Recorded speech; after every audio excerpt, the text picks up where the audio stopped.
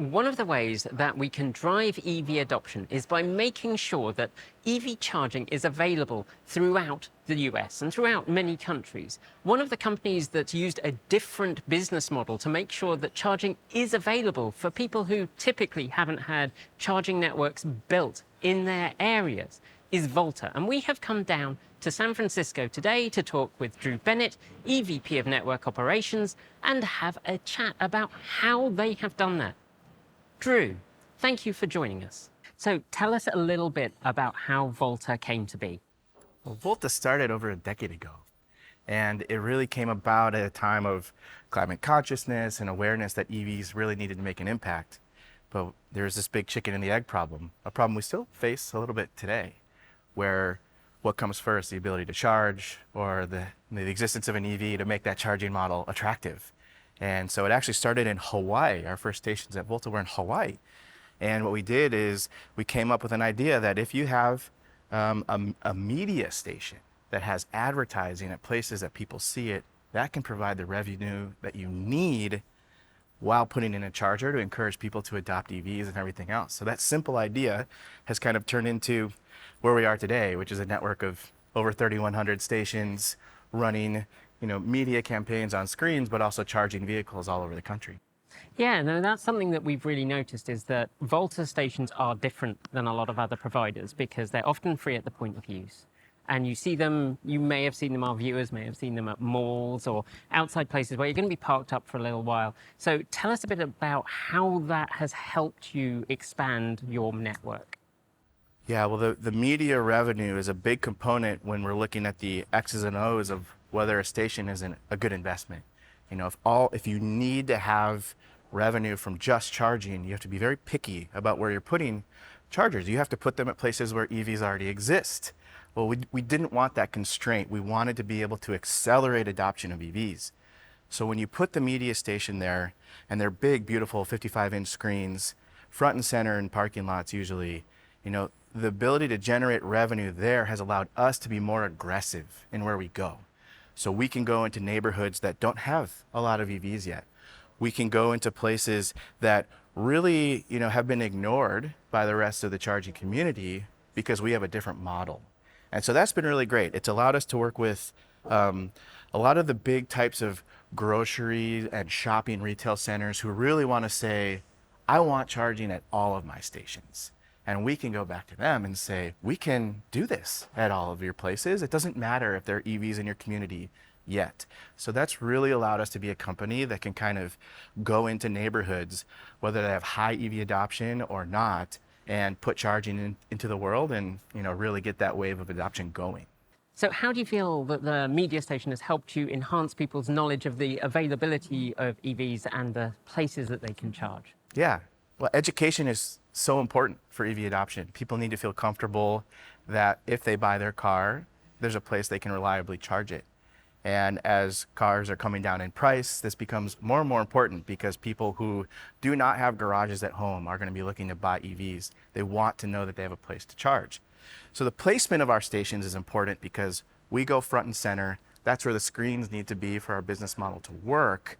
But it's also great because people who don't own EVs are passing by every week at grocery stores and shopping malls, weekly destinations, observing other people using the stations and seeing, wow, it is that simple. So that's a really big part of the influence that we can have just by being in a parking lot. The other thing is the screens themselves.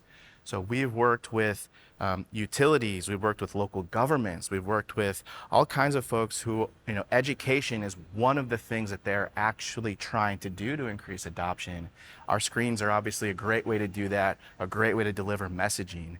And so, the studies that we've done with those partnerships have definitely shown an increase of just awareness for EVs, which is important, but also education and excitement about adopting EVs for themselves. And that's really great and something that keeps us going.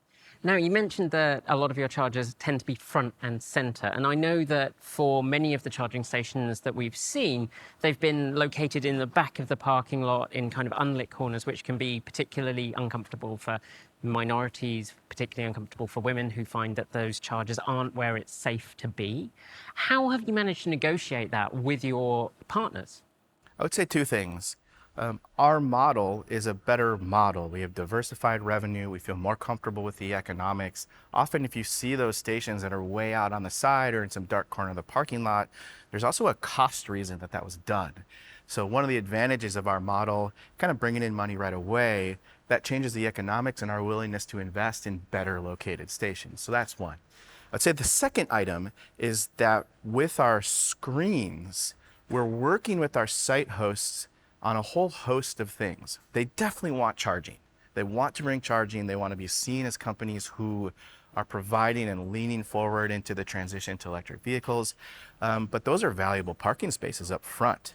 They want to make sure they're going to be highly utilized, which our stations are. But there's also the whole concept of the screen. And actually what you'll see if you go to a Kroger or if you go to any one of our grocery store partners, you might see ads that they want to run on their screens that are specifically part of their initiative. So there's this really good connection that the screens provide outside of just charging that makes our partners even more comfortable than they were before in putting those stations up front. So can you tell me a little bit about what makes a site a really good site? Sure. Yeah, and we think about this in a number of dimensions. Economically, you want to make sure that you can install it in a way that makes sense. So that's just simple evaluation. We tend to go after places that have two big characteristics. One, they're places that people go often, weekly. We want our stations to be destinations. We want them to be regular destinations. So if you looked at a map of our network, you would see them clustered around where people live, where people work, where people play on a weekly basis. So that's an important thing for us. And then to get into the math of it a little bit, we really like to see foot traffic because that helps us make more money off of our screens, which helps us charge less money for charging. And it helps, it's like a very virtuous cycle, the more highly trafficked the station is, or the location is. Is there anything that kind of you look at it and go, that would be great, but no? And what kind of reasons would you have for that? It's actually an incredibly hard question because there's so much growth and change in the space right now. If you're trying to figure out how well utilized the station's going to be, whether people are going to like it, you have to make some predictions about what the future looks like. So we try and mitigate that by working to put our stations in places that we know people love to go, but that can only get you so far. So actually over the course of time, we had to come up with a tool. It's a pretty smart tool. It's called Predictive. We basically take all these data sets, some of them are public, some of them are privately procured, and we integrate it into a forecasting tool. We use it ourselves. So my team is the team that kind of designs the sites and builds them. We rely heavily on the output of this predictive tool to take all this data, figure out where people are coming from, and make sure that we're serving the community that we think we're serving, and can be comfortable in the utilization that we're going to get in the future. And we actually make decisions on how big a station should be, whether we should go there at all. So that tool has proven to be incredibly important for us to make good decisions. And we're actually finding that plenty of our partners find the tool useful as well. So that same tool has been adapted. Utilities want to use that tool. We're finding really good partnerships with local governments who are saying, I know EVs are coming, but I don't know how. Help me understand my own city and figure out where charging should go. What locations should they go? If I want to impact, this disadvantaged community who historically doesn't have access to charging, where should I put my stations in order to benefit them the most and get the most out of, taxpayer dollars maybe that are going to this program? So that tool is very powerful. It's been something that we've been developing over the course of many years, and it's really, really helped us in our data-driven decision making. And you mentioned before that you don't necessarily look so much at current EV ownership. You're also factoring in just kind of how people use those areas. So that must help with getting charging into areas that traditionally haven't had charging. Yeah, it's two things. Maybe for some reason, the data says this should be a highly, have a lot of EVs adopted in the space, but it hasn't yet for some reason, so you can feel good about it in the future. But even if you know that the adoption is not coming until a year or two, instead of waiting for a year or two, we can say, well, we can put our stations in now and actually help accelerate that. So the data tells us what we can expect, and our model helps us be even more aggressive on top of that data.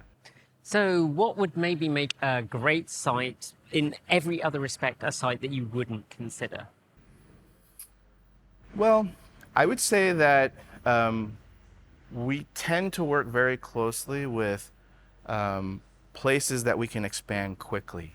So if you look at the challenges that are facing the industry right now, scale is certainly one of them. And luckily for us, our best locations are places where there are usually partners who have a lot of properties. So if you see at the places we work with, we tend to, have a relationship with a Kroger, the largest grocer in the United States, and then maybe do a bunch of those together. So maybe once in a while there's something that'll take a lot of extra effort to do. But honestly, if the numbers say it's good, we're going to want to do it. So really, I think that's the beauty of our model, is that we really don't have to say no. Maybe the one place we'll see is if we run into a jurisdiction who doesn't like, for various reasons, having digital signs in parking lots. That might be a reason where we kind of either delay our investment while we talk with the city or something else. So you mentioned there that some areas don't like digital signage. How have you worked with those to overcome that kind of issue? Yeah, I think it's a very understandable position. Usually when those codes or preferences were put into place, they weren't thinking about charging stations in front of a grocery store or a shopping mall. And so usually it's just something in the code that we need to go to them and talk about the benefits of charging and everything else.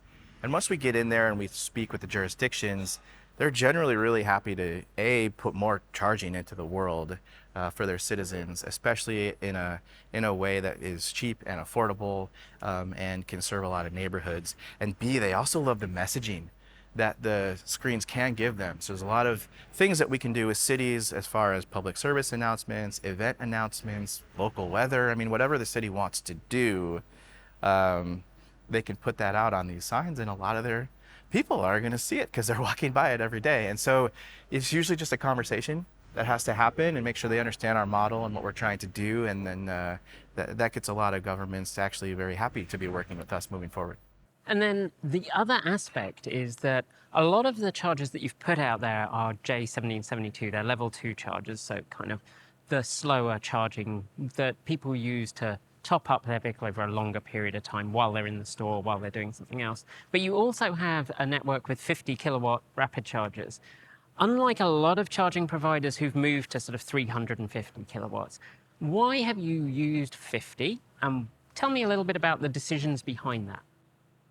Something that's really important to us in our model and our philosophy and everything else is about dwell time.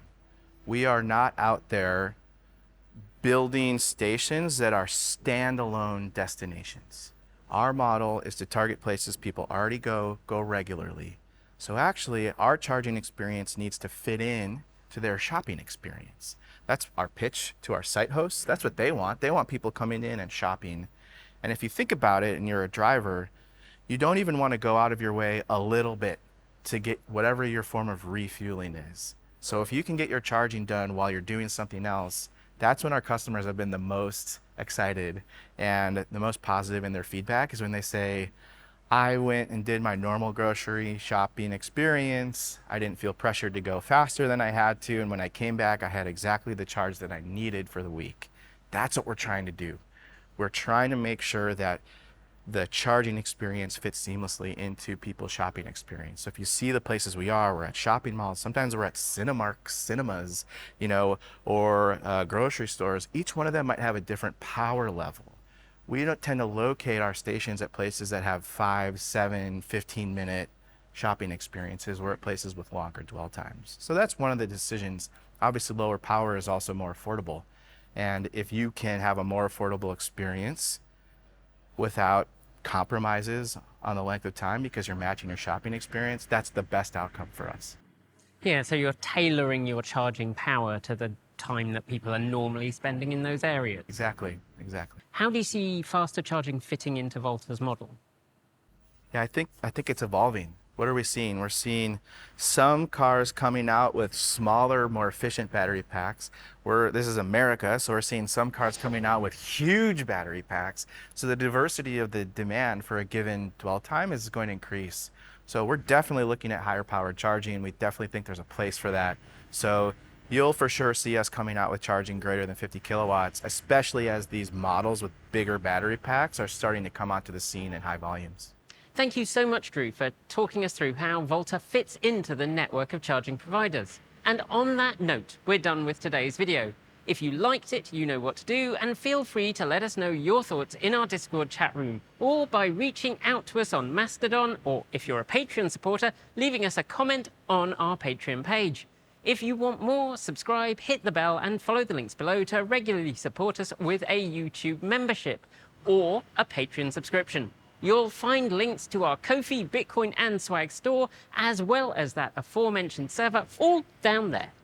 Scrolling by on my right is a list of our amazing Charged Up supporters, and shout-outs go to our self-driving tier supporters, Mike Weeder, Denny Hyde, Linda Irish, Lance Charles, Mark Eggleton, Cyprian Laplace, John Trammell, Alan Tupper, Chris Maxwell, Brian Newton, Bennett Elder, Andrew Martin, Sean Tucker, Pedro Muro Pinheiro, Kyle Hodgson, Tony Moss, Brophy Wolf, Kyle Fox, Hey Esker, Tesla in the Gong, Dan Blair, Peter Dillinger, Gordon C., Stefan Fremgen, Stephen Williams, Regine Fellows, Chris Ascenta, and Jim Berness. And finally, out of this world, thanks to our top tier supporters, John L. Henderson, Clay Witt, CPU Freak 101, John Lyons, Kevin Burrowbridge, Andrew Glenn, Joe Hughes, Dave Kitchen, Joe Bresney, Nigel S., Matthew Drobnak, Eric Knack, Paul Conway, Stephen O'Donoghue, JP Fagerback, Reggie Watts, Marcel Ward, Robert Flannery, Aaron Hahn, Rory Litwin, Ellery Hensley, Will Graylan, and of course, Ian.